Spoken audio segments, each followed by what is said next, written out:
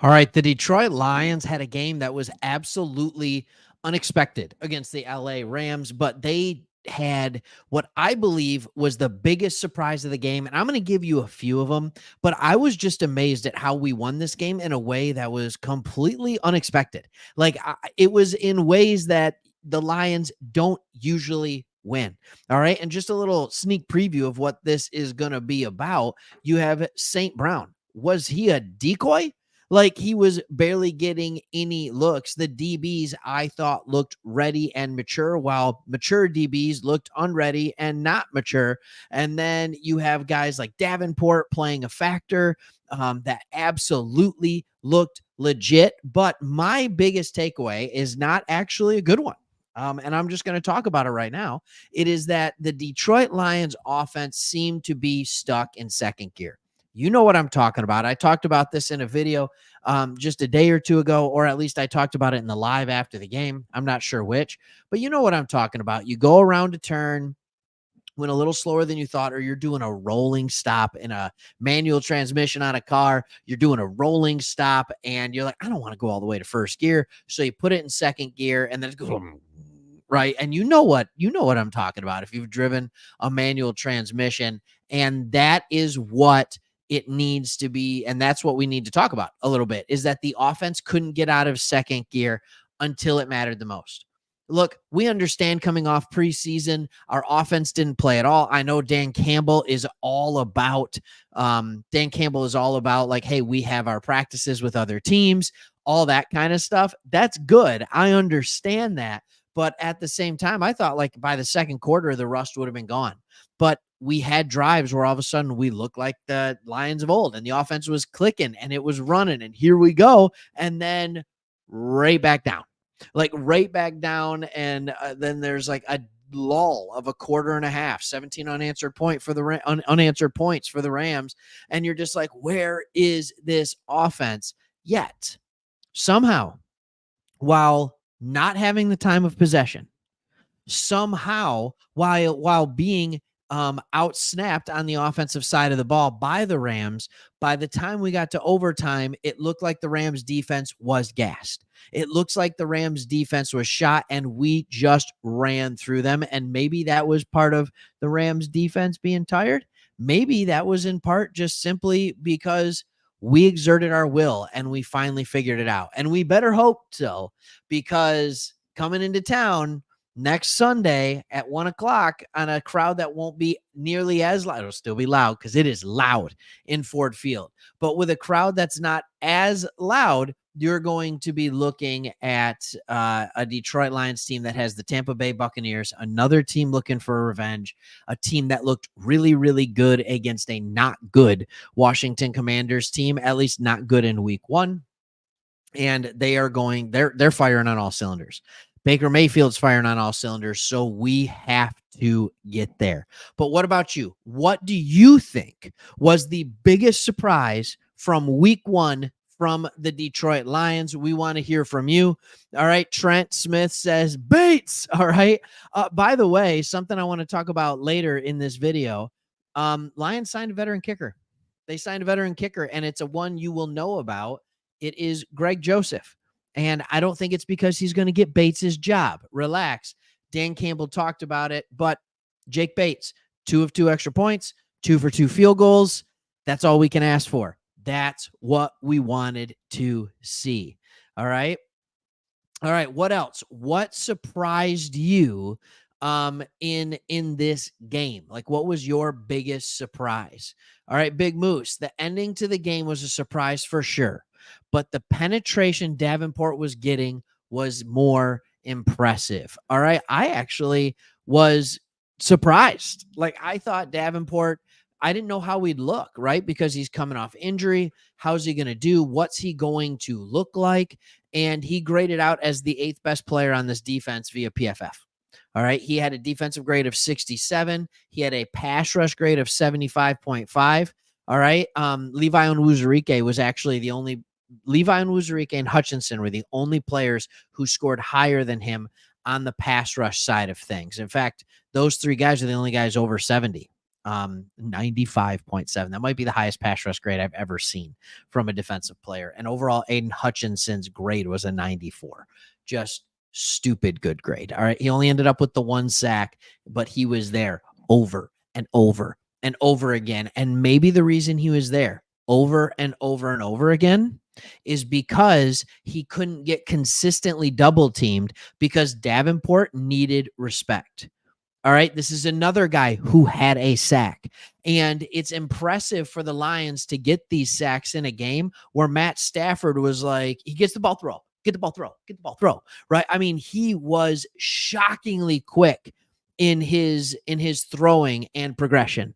That's all I'm going to say on that. Like, shockingly quick on his throwing and progression. So for that happen, I'm impressed. I'm absolutely impressed. All right, Trent, I'm going to throw you back up here, man. You said Bates, but you had another good one. You said Goff running for a first down. I saw him take off up the middle. I'm not going to lie. I'm like, no, what are you doing? And then I'm like, wait a minute. Is he going to get this? Outrunning a corner to the outside, well, to the middle, right? And just seeing him be able to get that first down, it's like, who needs a mobile quarterback? We got Jared Goff. This dude's mobile. This dude. Okay, I'm just kidding. Obviously, he's not. But it was fun to see him recognize it and do the right thing. That's what I would have to say. Trent also said he was surprised by how fast Matt got the ball away. I agree. For sure. All right, Derwin, thanks for the love, man. First time catching us live. You know what? We don't go live a lot. And what we've realized is that it's a really good thing to do. Like, it's a good thing to do. Instead of putting a video out every day, sometimes just go live, right? And it's more fun to be able to interact with all of you rather than just reading your comments and responding to some of them. We get to do it in real time. It's really cool. Glad to have you here. Really good to have you here. All right. Now, also, he said Lions Bucks feel like a trap game. I talked about that a little bit at the top end of this. Yeah, I it's interesting to me because, again, it's another revenge game. And the Buccaneers and Baker Mayfield, that offense looked like it was in midseason form. Now, I don't know if that's because of the Commanders' defense, which is very poor in the secondary. Honestly, it's just unfortunately kind of poor. All right. Or if it was because they're clicking on all cylinders. We're going to find out. But our offense is not going to be able to play the way our offense played in this game and expect to win that game as well. We got a banged up, beat up Rams team. And yeah, sure, it happened while playing in the game against us, but that's still what happened. All right. So here's another surprise here. Shaken James is talking about this. I'm kind of interested about this. He said JMO was the most surprising for me. I'm interested to see, like, are you guys shocked at what happened with JMO? Like, are you really shocked? Because I'm not. And I know there's hype around JMO, but if you are listening to beat reporters, if you are listening to the words of Dan Campbell usually isn't wrong when he talks about players to the media. So, for example, over the last couple years, you've heard Ben Johnson with JMO talk about how it just feels like he should be further along. It feels like he should be further. We'll get there, but it feels like he should be further along. Dan Campbell talking about consistency. Dan Campbell never willing to compliment him. And then all of a sudden in OTAs and in training camp, Dan Campbell is just like, this is a man on a mission. And I'm going to leave it at that. He said, this is the man on a mission. And so I thought to myself, I think JMO's for real. So raise your hand out there. All right, do it. Wherever you're sitting, raise your hand. Your wife can look at you and be like, what are you doing? Why are you raising your hand? Right? If you are a fantasy football player, right? If you love playing fantasy football, which I do, I'm in multiple leagues. You know what we should do is create a Sports Talk Detroit fantasy football league. That's what we should do, where we have some of you guys join me and Chris playing some fantasy football. Now I just got to get Chris playing more fantasy football. He's only in one league. Like, who only does one league? So anyways, normal people, is the answer. By the way, normal people do 1 league. I do 3. Some do more. All right. 3 seems like a good number because I don't want to look insane. All right. But I was so confident in him. I have a good friend who drafted JMO. I wanted him. And so I traded him Achane and a 2nd round pick next year. It's a dynasty league for JMO, Brian Robinson, and a 1st. And then JMO outscored Achane this weekend. Sorry, this is me talking about fantasy football. I'm done with that. Let's go back to the Lions. All right. Not necessarily the most surprising thing, but the thing we desperately wanted to see was Levi finally getting a sack. Thank you, Kellen, for saying that. Like, what a long road it has been for Levi Onwuzurike. Whether it's the back injury and then he comes back, but he's not really in playing shape. He had to be lighter because they didn't know what his back could handle. And then he's now back up to his normal playing weight from college. He's ready to wreak havoc again. And he looks like an entirely different person out there. He was really, really good. He was really, really good. I mean, he wasn't perfect. He was definitely better against the pass than he was against the run, but he was really good against the pass from the inside, and he was able to get pressure from the inside, which is awesome because you can leave a big body D tackle in there and still get pressure on the quarterback. That is huge. All right. That's huge. All right. I wanted to talk about this one. I talked about it in the beginning. So Phantom Lion, we're going to throw your comment up there. All right. St. Brown was surprisingly quiet. St. Brown had 3 catches, 13 yards, something like that. I don't know exactly. I can look at the box score real quick. 3 catches, 13 yards on 5 targets, along of 5 yards. That is surprisingly quiet. That is absolutely quiet for him. But Jameson Williams went off, and the offense was stuck, like I said, in 2nd gear. Now, the numbers are okay, but when you look at PFF grades, say what you want. Say what you want about PFF grades. I don't care. You're fine with that. Jared Goff was our worst graded offensive player in this game. Okay. He was our worst graded offensive player in this game. He had a passer rating of 40. All right. And a run rating of 63.9. So he was a better runner in this game, according to PFF. No, that's just one little thing. It was very interesting. Jared Goff did not look comfortable. As the way I said it, he wasn't bad. All right. I don't think he was as bad as that PFF number shows. He was, however, not good. And he almost looked like outdoor weather Jared Goff. So him getting back, getting used to it. But I also have noticed in the past, Jared Goff, the more receivers he has out, the more comfortable he is.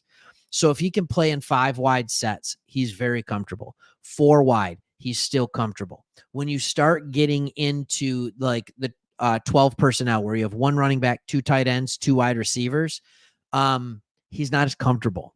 He's just not. That's not how he functions well.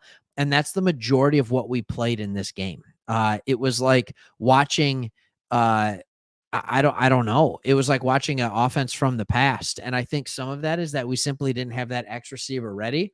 I think by the next game against the Bucs, what they saw is, all right, this offense isn't working exactly how we want it to. So you're going to see a Tim Patrick that's going to be active, and he's going to play on the outside. You're going to see something like that. You're going to see maybe it's Allen Robinson. You're going to see, if they're not ready yet, you're going to see either Khalif Raymond or St. Brown lined up on the outside to play that spot. That's just the way it's going to have to happen. So I totally understand that St. Brown was surprisingly quiet, but I would do that. So, all right, couple things. What else have we got? I mean, I am way behind on the comments here now. All right. All right, you're saying Cardinals trap game. Totally understand that. NFL just said JMO was wanting 21.3 miles per hour for the touchdown. Unbelievable. That is speed. That is rarefied air. Rarefied air. All right. Biggest surprise was Alex Anzalone. Ibuprofen. Thank you. Ibuprofen. All right. I know it's ibuprofen. All right. Dude was all over the place like a raccoon chasing trash bins. All right. He was all over the Rams, right? white on rice, like a fly on steak, right? I can do these too. And I think when you look at him, the grades absolutely show it. Aiden Hutchinson was the number one graded player on PFF. Like I said, 94. That's one of the highest defensive grades I've ever seen. Alex Anzalone was the second highest graded player on the Lions. So if we're going to give the love to Alex Anzalone, I need to talk about what happened as well. So first, let's talk about Alex Anzalone. He was all over the place. He had 11 tackles, in case anyone was wondering, 2 assisted. He was everywhere. And he has these games every once in a while where it's just like, the dude is on fire. And he'll have other games where you're like, what is going on? And I think the older he gets, the more often he puts together really good games than stinker games. And he is staying consistent and better because he's learning what to do. Now, with that being said, here's the thing that I found really interesting. All year or all off season, we were hearing Jack Campbell is the new starting linebacker on the other side of Alex Anzalone, or next to Alex. And he was. When we came out, he was the starting linebacker, but eventually gave way to Derek Barnes. Derek Barnes graded out better. He had 4 tackles. Jack Campbell did fine. He had 2 tackles with 4 assisted tackles. All right. But he did not grade out well. Number 15 out of 19 players to play on the defense. He did not grade out well. Now, it's not easy for linebackers to grade out well all the time, but number 2 and number 3 on our team were linebackers. It was Anzalone and it was Barnes. So if we're going to talk about how good Anzalone was, Campbell was kind of the opposite, which is really, really frustrating. All right. Really, really frustrating. All right. So, oh, by the way, going back to our fantasy football conversation, John, congratulations. 4 leagues. You're living the dream, baby. All right. You are living the dream. All right. All right. Yeah. Let's talk about it. Can we talk about how good the rookie corners played? Does everybody feel like that is true? If you are looking at just the numbers, yep. Terrion Arnold had a couple of pass interferences, which were really bad, but still graded out at a 57.8, which is about where our starting corners last year graded out without pass interferences. So I thought he played well. I thought Rakestraw, I mean, he barely got any snaps, so it was really hard to kind of judge that. I thought Brian Branch started off the game pretty poor, but then figured out the whole safety thing. I think he figured out the safety thing as we got as the game went on. Amick Robertson looked good. I thought it was really fun to watch Terrion Arnold against Cooper Kupp. When he was on Kupp had a lot more difficulty than when anybody not named Terrion Arnold was on him. But it was Carlton Davis still that led the way for this Lions team on the secondary. He is what we hoped he would be, every bit of it and more. In a team that plays majority man, he excelled. That is what he does well. That is what he does well. For sure. All right. Other surprises. All right. Man of Grapes, shocked with the low production from Laporte and St. Brown. 7 catches between the two of them, 58 yards. If you said 7 catches for 58 yards, would you have even believed me that was the day for St. Brown? And that was them together. Usually you'd be like, no way, he'd have more than that, right? It's just, that's kind of what it was. David, thank you for this comment. I'm just going to be honest. Hopefully AG makes the proper adjustments for the quick passes, flat, shorts, digs, crossers. When you were playing against a quarterback like Matt Stafford, to just sit back in zone, and I understand you can't play all man because Stafford will beat that too. And they'll run, unique things and do all kinds of different stuff. So you can't just sit here and run. I want to make sure my volume is loud enough for you guys. So you can't just sit here and do that. But at the same time, like, you need to play a little less zone. Matt Stafford is going to rip apart a zone. And it was basically, all right, I'll take the 5 or 6 yard gain. All right, I'll take the 5 or 6 yard gain. I understand the game plan to an extent. I mean, last year, the Rams got into the red zone in the playoffs against us 3 times and came away with 0 touchdowns. So I understand kind of what that looks like and why they did it. I get it. I just would like to see a little more aggression. So that's fine. That's perfectly fine. All right. All right, Phantom Line, I agree with you. He missed 10 passes, had 200 some yards, touchdown, a pick. He did all right in my opinion. I agree. He missed some stuff too. And by the way, his production was almost on par with what Stafford did, who had like 20 more pass attempts. And he had 100 more yards, but it was all about the same. All about the same. All right. So there's a ton of stuff. All right. Montgomery, is that a big surprise? I don't know. Kind of in overtime. The power that he was still running with. This is a guy, don't stop watching because I say this. All right. Look, Harbaugh's back there. All right. Sign stealing or not, he's over my shoulder. He's looking at signs of what's going on with the other channels so I can know what's going on. All right. And I am a Michigan fan. I am.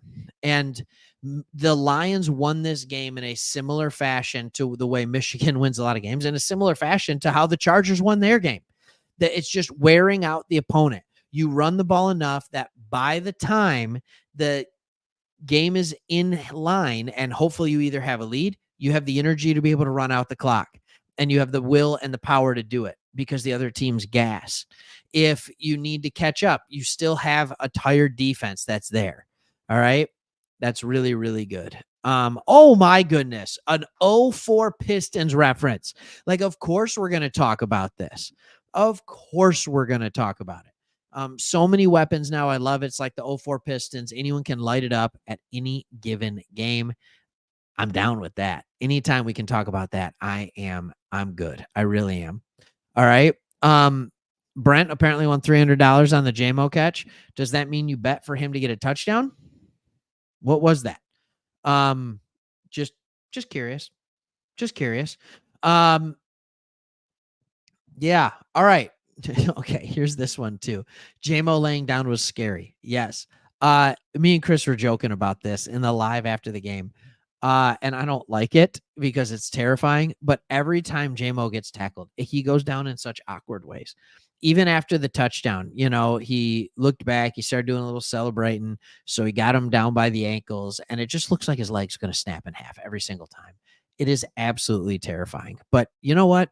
You don't have to be that big. You just have to know how to avoid ridiculous contact. Justin Jefferson over there in Minnesota, not a huge guy. Not a huge guy. So it's there. All right. Can I talk about something that most people are going to be? Okay, here it is. Here's the bet.